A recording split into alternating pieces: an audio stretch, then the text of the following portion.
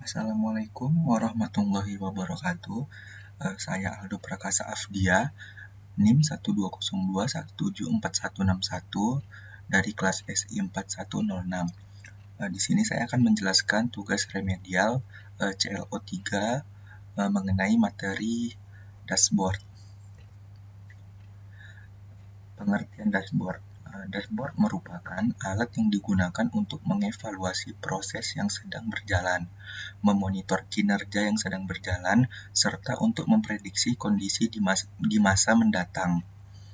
Dalam perusahaan ataupun organisasi memerlukan lebih dari satu jenis dashboard untuk mendukung upaya penjaminan dan peningkatan mutu. Perusahaan ataupun organisasi memerlukan sistem dashboard, yaitu sekumpulan dashboard yang digunakan untuk memenuhi kebutuhan bisnis dalam lingkup tertentu.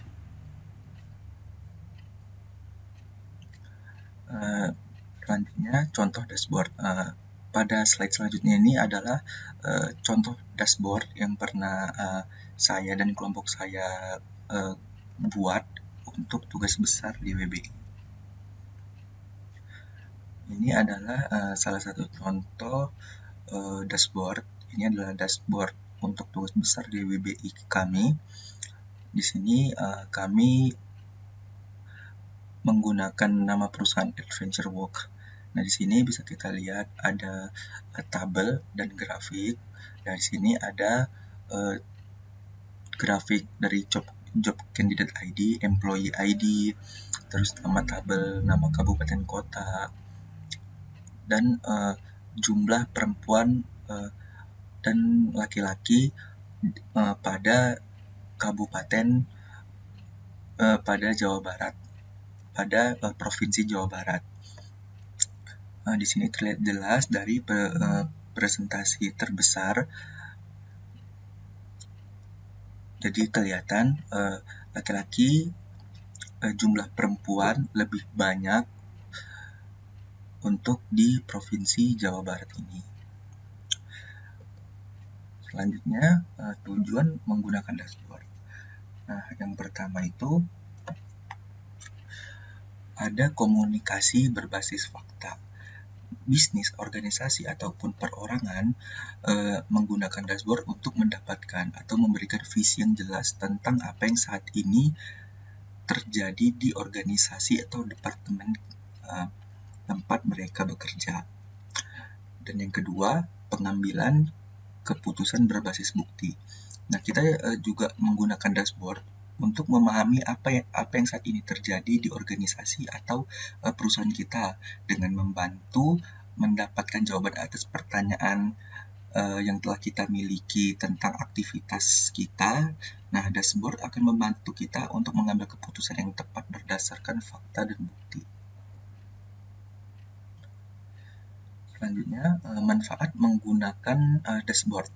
Nah, di sini ada 5 manfaat dari menggunakan dashboard.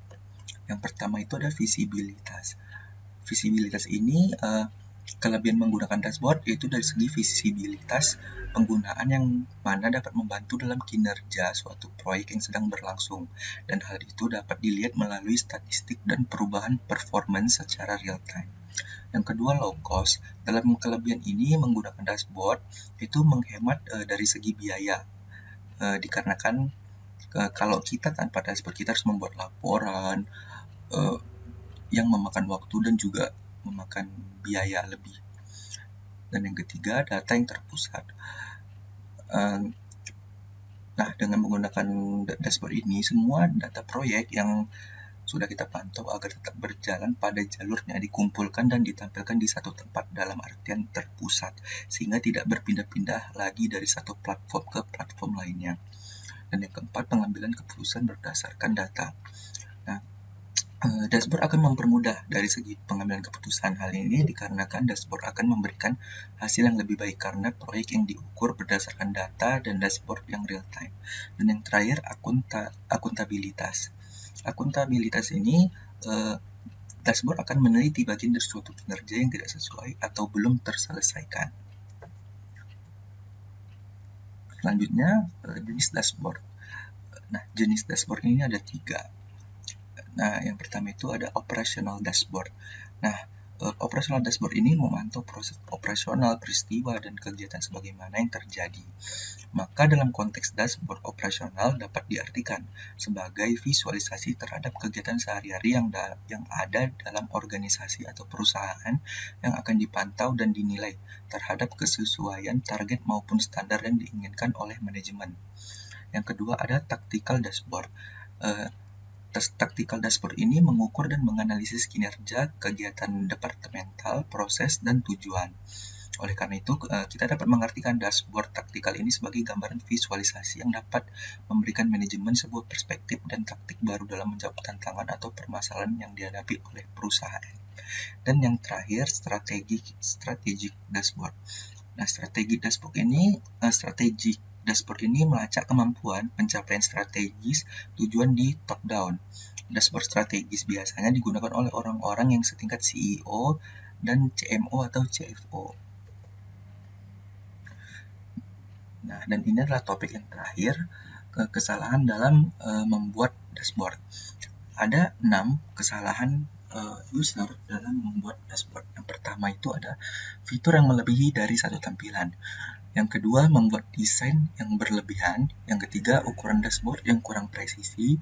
Dan yang keempat, memilih media yang kurang tepat. Yang kelima, variasi desain yang tidak berarti. Dan yang terakhir, media yang dirancang buruk. Hanya ini yang dapat saya sampaikan. Kurang lebih saya mohon maaf. Wassalamualaikum warahmatullahi wabarakatuh.